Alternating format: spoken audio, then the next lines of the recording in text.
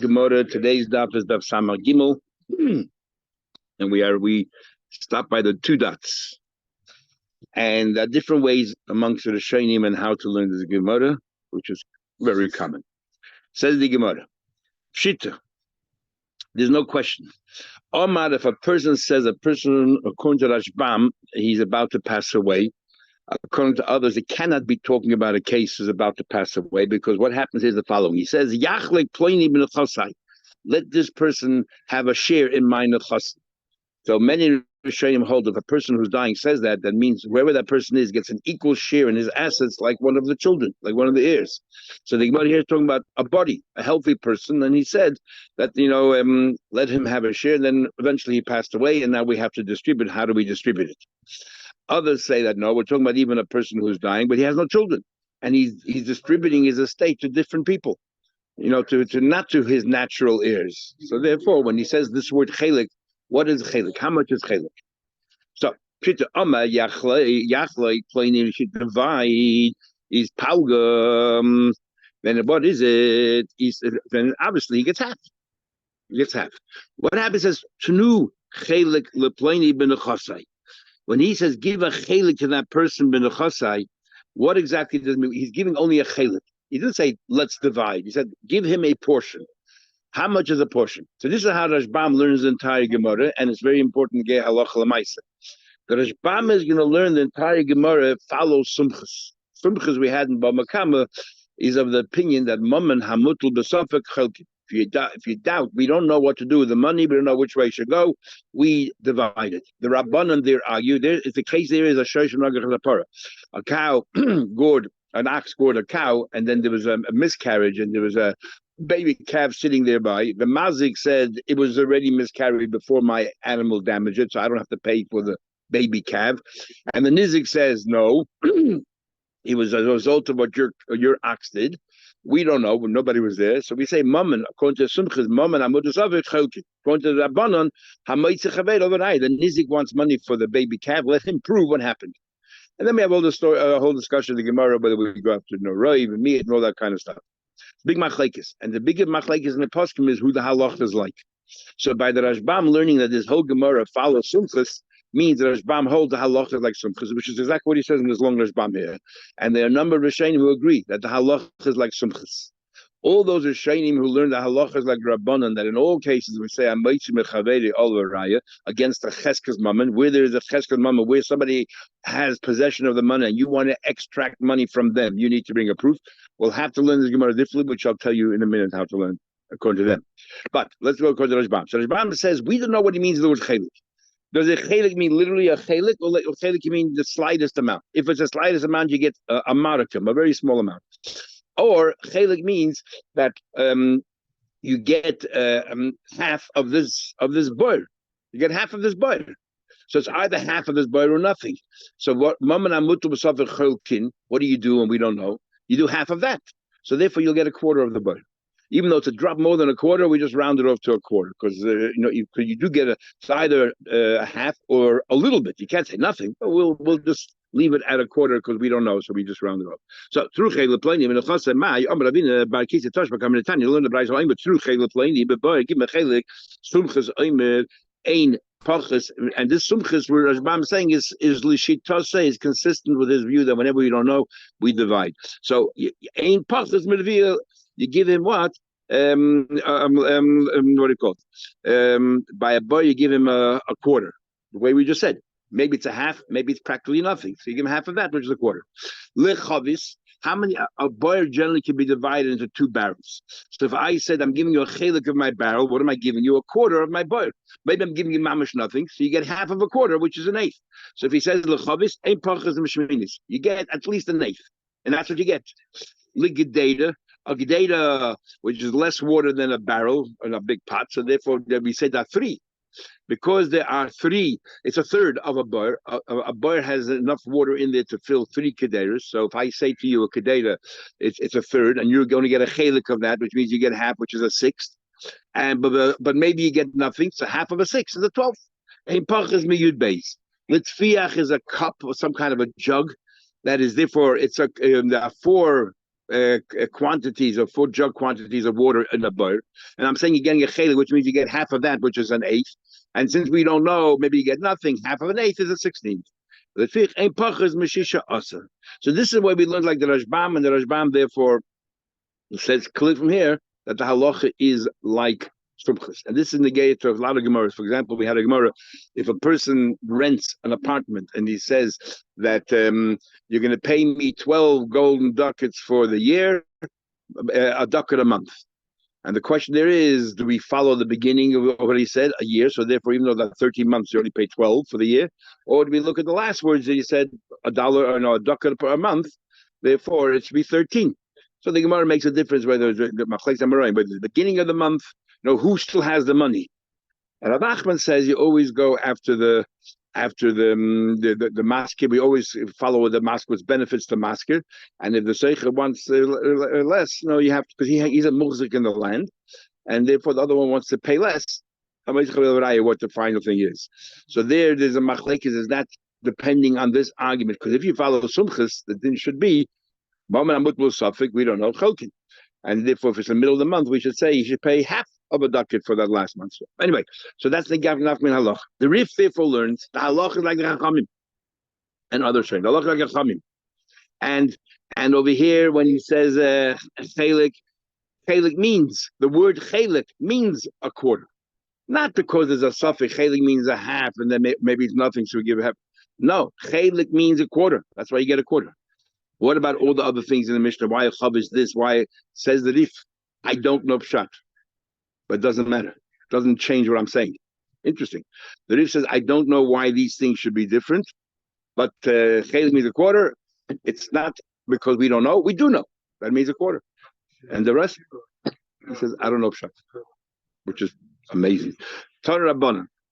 And that's why a lot of Shainim like the Rashbam pshat better than the Rif.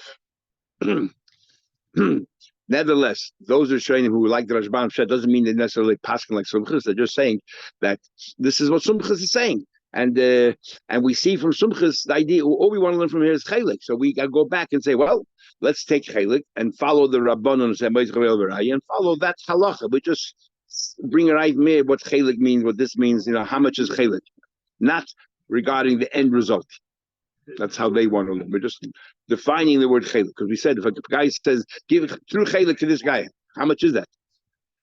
So then we follow the chelik can mean a small amount, and if this person, the receiver wants to get more, because we don't follow something that says okay, we don't know if it means this or means that, so we'll give him half of that. No, chelik can mean a nominal amount, could be that. So now we'll follow chachamim.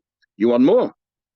You prove that when this person offered you chelik, he meant more than just a little bit.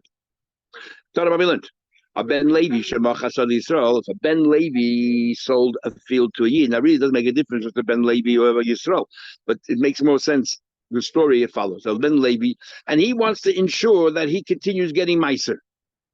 So Ben Levi, he said, I'm selling you this property, but the Meiser you're going to have to give from this field at 10%, the tithe. I want it. Meiser the Meiser is his. The mama, that was the condition. The mama li ulabonai. I want that the Meiser should continue even post my, my children as well continue. Then yitil. That's part of the condition. The mama like Kolzman shasadu biyotcha. As long as you own the field, I want the Meiser. Then Mochra, this guy sold the field, and then because of Allah, he himself bought it back. Ain't olav klum. It's over. Even though we have sometimes a question if a guy makes a neder in a house, that house is also to me, and then the house collapses and he rebuilds. Does the Isa come back, or is it like? And generally we say panim chadosh b'olakan. So the same thing here. You made a condition as long as the property is by you. The moment you sold to somebody else, that deal's off. And then if you bought it back, it doesn't revive that deal. It's over. Now the most question is, a person cannot make right now that field hasn't grown yet. There's no ma'aseh to talk about. How come it's effective? How come it's effective? No, the Gemara is saying like this: we're not going to learn that it's a tanai, even though you definitely can make tanaim about the future. We learn all the time. You make a tanai about the future. I'm selling you this field, and when whatever it is, and then when the person dies, I want to, when you finish with that, I want to come back to me, or I want you to go to that other person. You can make tanai about things that didn't happen yet. Tonight, when you grow fruit, it should come to me. But the Gemara learns that when it comes to a Levi receiving Meiser, it's not a Tanai, because then it's not really proper Meiser. It's not Chayil Havados or whatever. It's not really a gift of Meiser. So what could be the pshat? The only pshat must be that the reason why it's effective is not al Tanai, but al Shir. Means the 10% of that field I retained. So, and that's here, and that's mine. So, in other words, 90% of the field I'm selling you, in terms of the field I'm keeping. So, the reason why the mice is mine is not because you do me a favor, give me mice. That's my field. That 10% is mine. Even though I'm an ass, he left the place behind. And that's a chiddush here. Even though he uses the words tonight and he didn't clearly spell out, I'm keeping 10% of the field, he just said meiser. But since the only way that can work is by learning that it's a shear, then that's what it is. It's a shear that I'm retaining 10% of the land. And that's important because the Shlakish from here learns out a new din. That even though you're ambiguous, if the only way we can make something work is by reinterpreting your words, we'll do that. So for example, now, you said I'm an ass, and yet we're defining it that you're holding back. Now, somebody says the house is friend, he says to him, I'm selling you the house on the condition the roof is mine. Now, we learned before in the Mishnah that a guy sells a house and there's a roof there with a 10 fucking fence. It's not part of the sale. It's an independent thing. It's separate. So if he says, I'm saying, sorry, I'm an ass. But if it doesn't have a 10 fucking Micah, then it is sold with the house. So we say over here, so now he said, I'm an asset, then it's mine.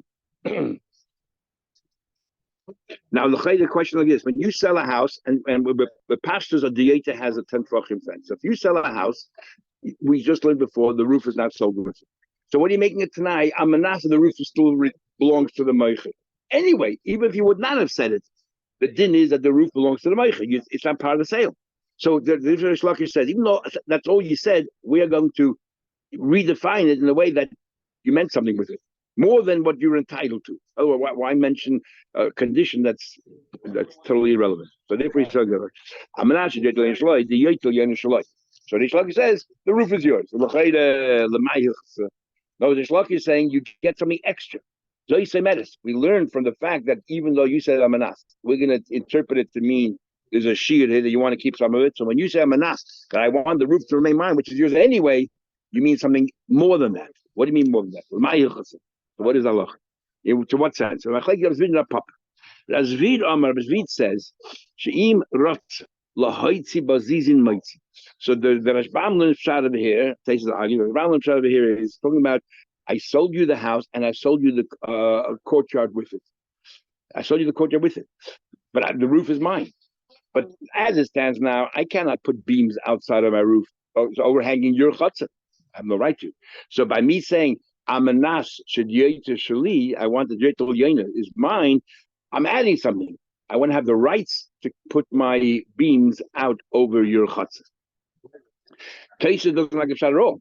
Taisha says clearly here, you only sold your house. The chutzah still belongs to the meicher. What I need permission to put beams on the chutzah. The chutzah still belongs to the vendor as well. The roof is his. The thing is his.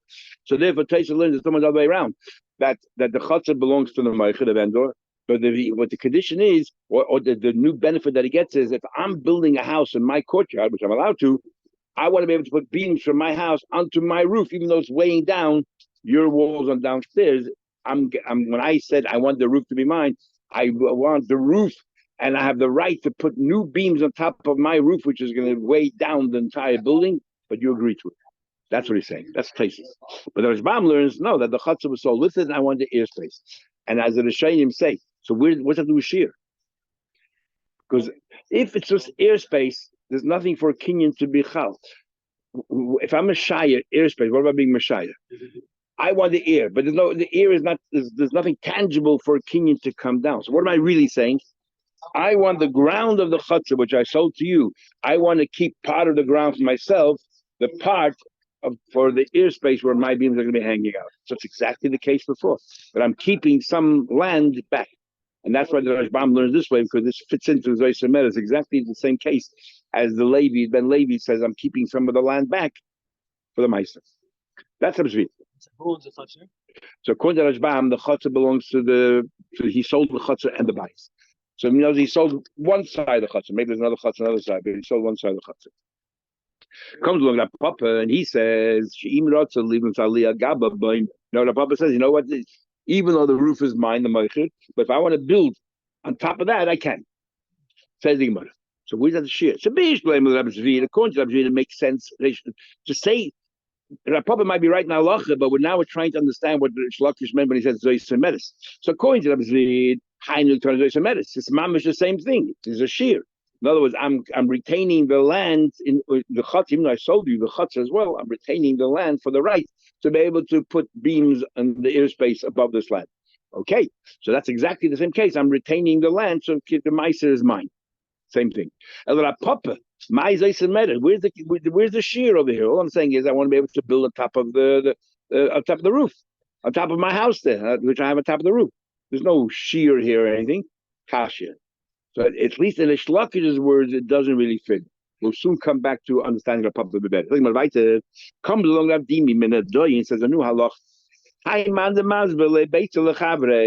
Reuben sells a house to Shimon. He sells a house. What's included in the sale of the house? So you have the air rights above the house, and you have underneath the ground. If in America, in certain states, you don't own what's under the ground. So an oil company finds oil under your house, it doesn't belong to you. It belongs to that oil company, and you don't have the rights below.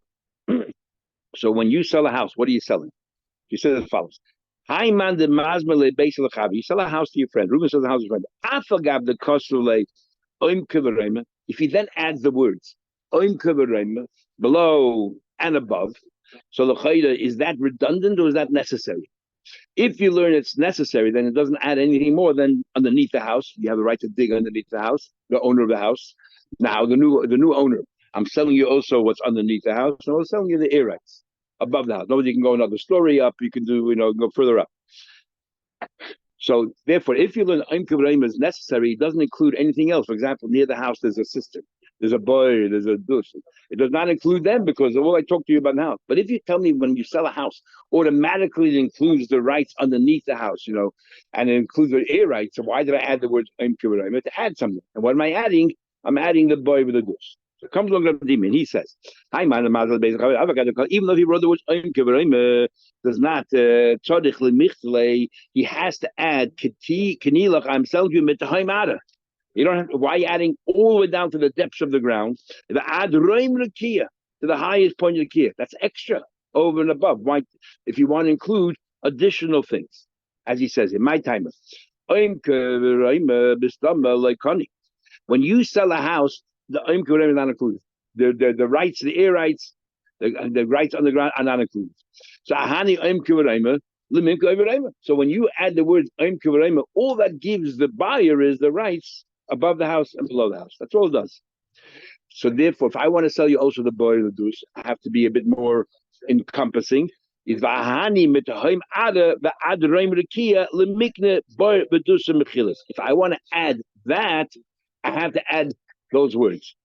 In other words, according to without Rabdimi, I could argue when I sell your house, I sell you all the rights. What am I? As soon as I add the word Oim Kivrayim, that adds already the boy bedus. But it's next to the house. But it can't be under the house. It's next to the house, but you need it for the house. It's like your house needs water. That's where the water is. A water tank, like a water tank. So it's next to the house. But without Rabdimi, you would learn when I sell your house, I sell up and down. And if I add the word I'm adding something that includes the Bible. So I don't even know.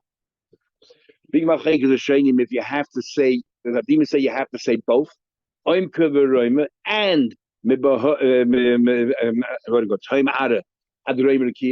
you have to add both. So therefore, we say, well, the first one includes up and down. The next one includes, but if you only said at home ada during Makia, that's not good enough. So we'll just say that means the rights. Or we say no, that kind of a lashon incorporates two things. Because he says time ada. You could have just said by adding that kind of word to home ada and you're adding roim Makia, it includes both. Okay. Now I'm going to try to bring a few rayas. Then I'll ask a question. Later, I can bring raya. It says later on, I'm assuming you'll learn the next Mishnah. Boy, when you sell a house, it does not include the boy. Clearly, when you sell a house, it does not include these things. So you need oim kivarayim to include. It's not part of the sale. But the Mishnah continues further. That doesn't prove anything. Sounds like from the Mishnah that even though you use the word oim kivarayim, it only does not include that. So look at what does it include? Up and down, but not the side, not the boy and the dus. Chloraraya to Rabdimi. If you want that, you have to add more. Now, if you can tell me when you sell a house, automatically the rights are included. So when you add the words to the star, which is extra, you don't need it. Must be you want to include boy v'dus and mechilas. Yeah, no. We learned the Mishnah, the loy kosele. The Mishnah, by the case, he did not write the words oim kivarayim. That's why the Mishnah. No, maybe I think he's wrong. Maybe a house includes up and down. So why isn't and so if you wrote oim kivarayim, why doesn't it include the boy v'dus? Because he didn't write oim kivarayim. What are you talking about? It says clear the Mishnah va'ava b'she kosele. Says the Mishnah, even though you wrote oim kivarayim, nevertheless, it does not include. No, this is what he says. This ain't little Mishnah. Not that you wrote it. Technically, it's as if you wrote it. Even though you did not write it, it's kimisha kosav dummy. Even though you didn't write as if you wrote it, and therefore it includes all the rights, but it does not include by because it does not automatically come with the house. And for that, you have to add literally the word "oim kivarayim," but not like Avdimi that you have to add "b'toim ada" and so on.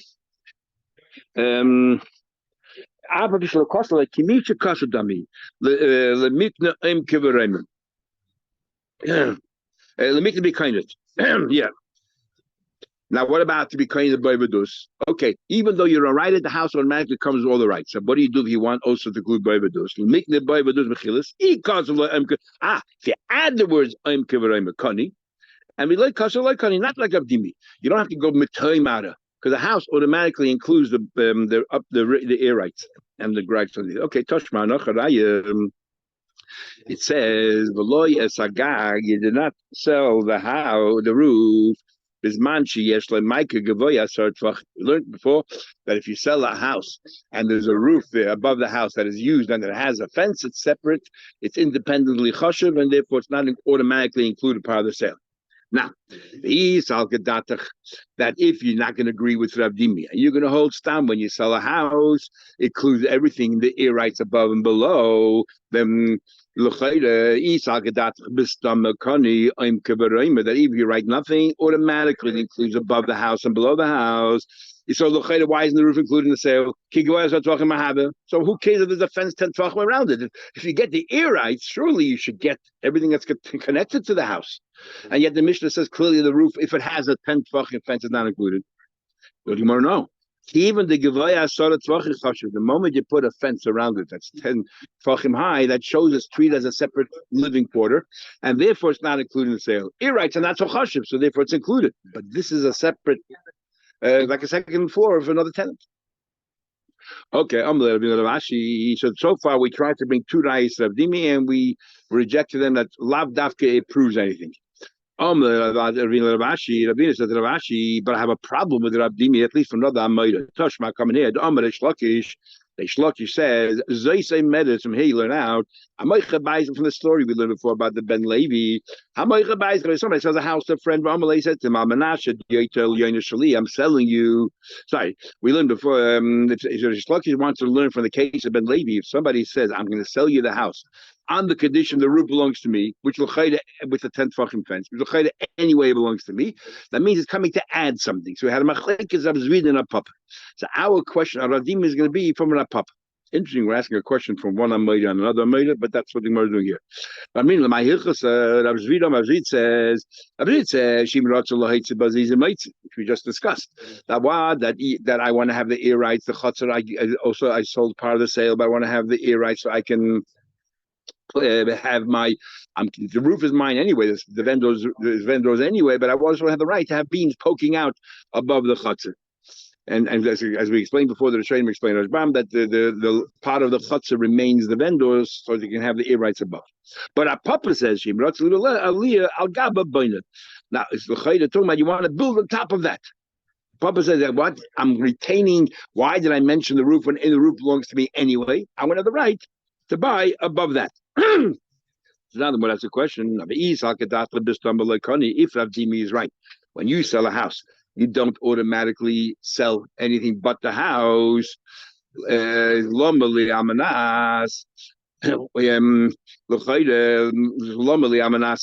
So therefore, why do I have to gamanas? All I sold you was the house. Not according to Rav Dimi, you don't even have the ear rights. So why do I have to make a condition that I can build on top of the roof is mine, and I'm making a condition. The reason I have to say the roof is mine, side by side, anyway, it's mine. So that means that you can give me a right to build on top of that, which is what? In your airspace. But according to Rav Dimi, when you sell a house, I'm not selling you airspace. Right? Because Rav Dimi says you have to add to say airspace. So what do I have to make it tonight? Why do I need to make it tonight that I have the right to build in your airspace? It's not your airspace, it's my airspace. Because I have the roof and the airspace is mine. I never sold you the airspace. So what do I need it for? So you misunderstood Rav Papa. Rav Papa didn't mean build another story on top of the roof, because that's in his airspace. Rav Papa is talking about that the roof collapses. If the roof collapses, that whatever that thing on top of the roof, that whole thing fall apart. Can you build it again? Because now you're building on top of my house. That maybe I can stop you because weigh my walls down and everything. I closed down. The roof is there; it's yours. But now the roof fell apart. Who said you gave a right to? That's what a public. That if the roof whatever collapses, he can rebuild it again. So therefore, maybe Rav Dimi is right. When you sell a house, you don't sell the air rights. Nobody's talking about air rights here. We're talking about mamish building on top of the roof of my house, which weighs on my walls and it impacts me. So the roof is, you never sold me, but once the roof falls apart, who said you can build again? That's why you have to add this to give you that right. So that's how the Ram learns the sugya a little bit different. So we'll stop here. We'll continue tomorrow in Mitzvah.